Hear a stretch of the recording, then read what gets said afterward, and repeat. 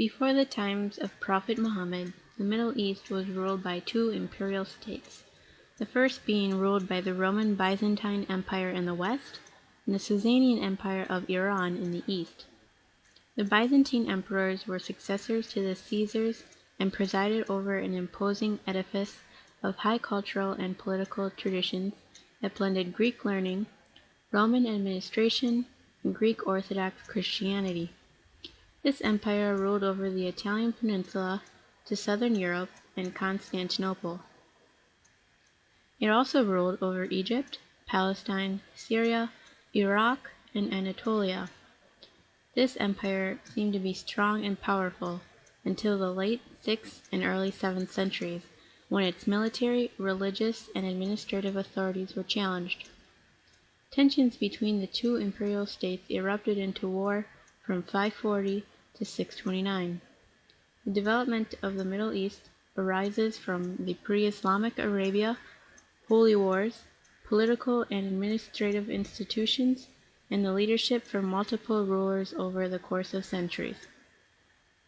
Before the beginning and rise of Islam, pre-Islamic Arabia played a role in the development of Islam. The Arabian Peninsula was a vast desert that consisted of many nomads and tribes. Nomads competed for scarce resources, and they created warfare.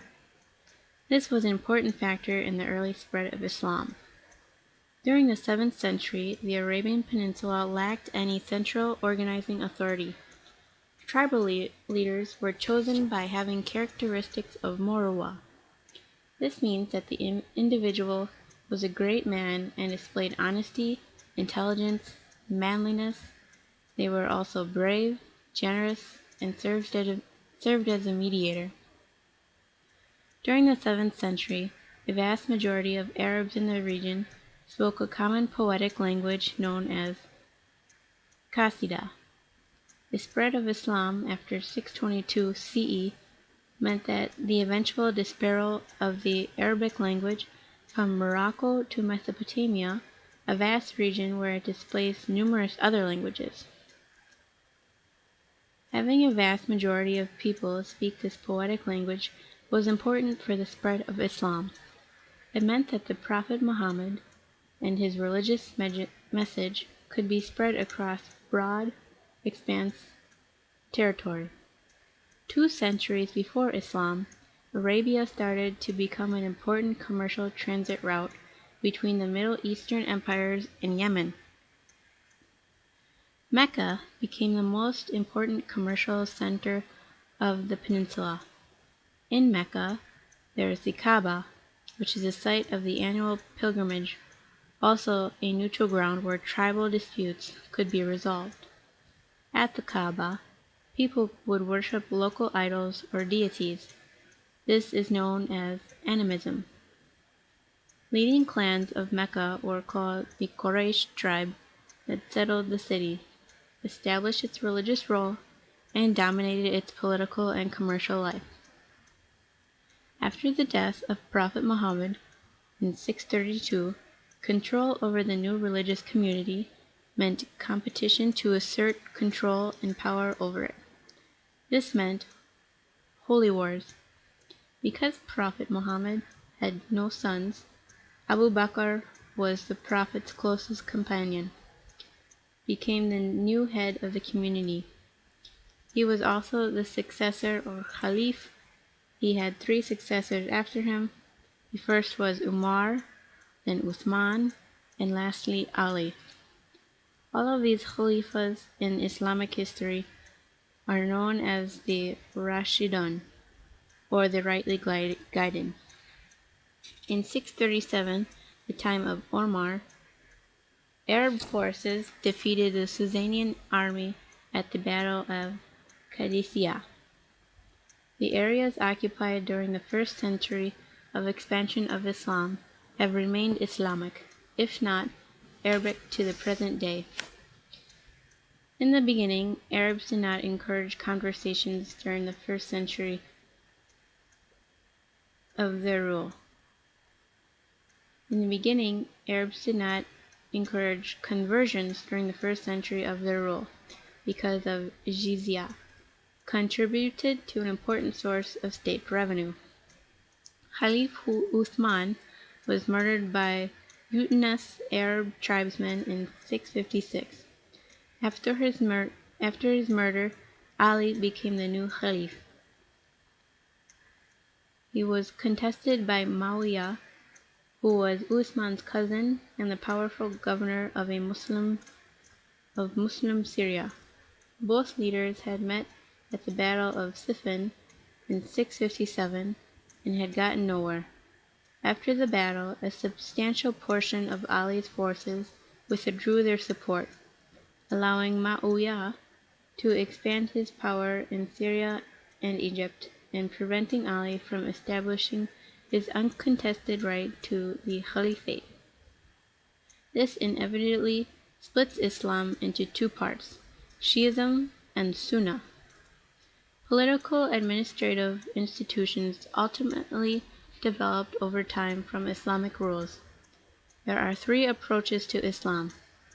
There is the traditional legalist approach, which is the use of Islamic law, a rational approach, which is the use of reason, and a mystical approach, which deals with Islamic philosophy. Also in Islam, there are the ulama, which refer to the educated class of Muslim legal scholars engaged in several fields of Islamic studies. There is also the imam, who is the prayer leader in the mosque. Imams must lead Islamic worship services, serve as community leaders, and provide religious guidance. It may also be used in the form of a prefix title with scholars of renown. Continuing on, we can take a look at the leadership from multiple rulers over the course of the centuries by taking a look at the Great Ottoman Empire.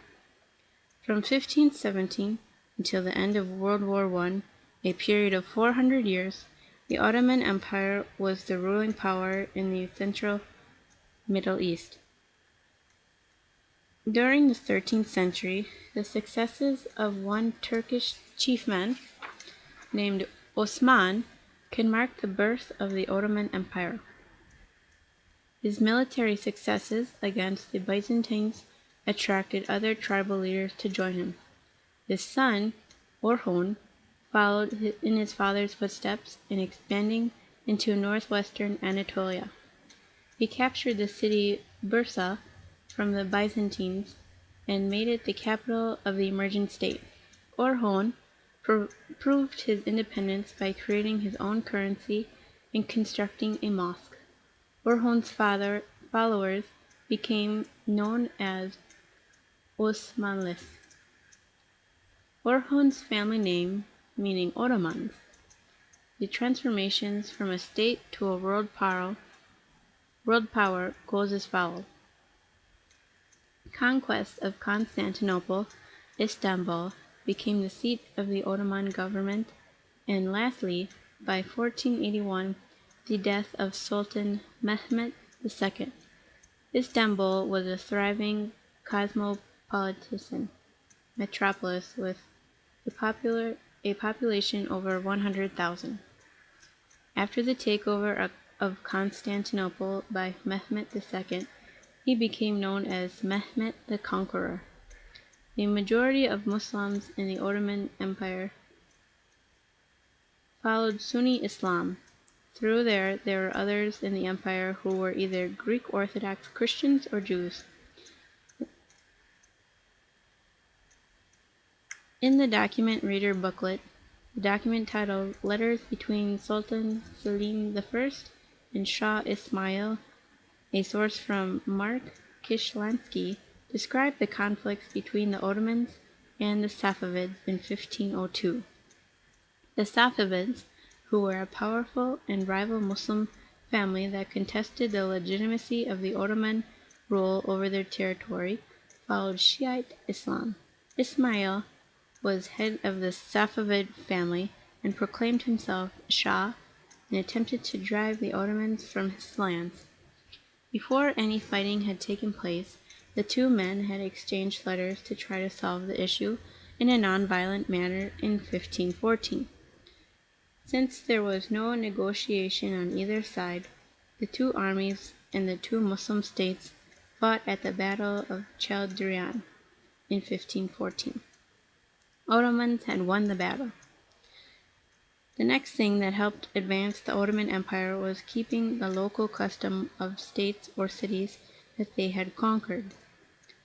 Another principle that contributed to the success of the Ottoman Empire was the division of society into rulers and ruled.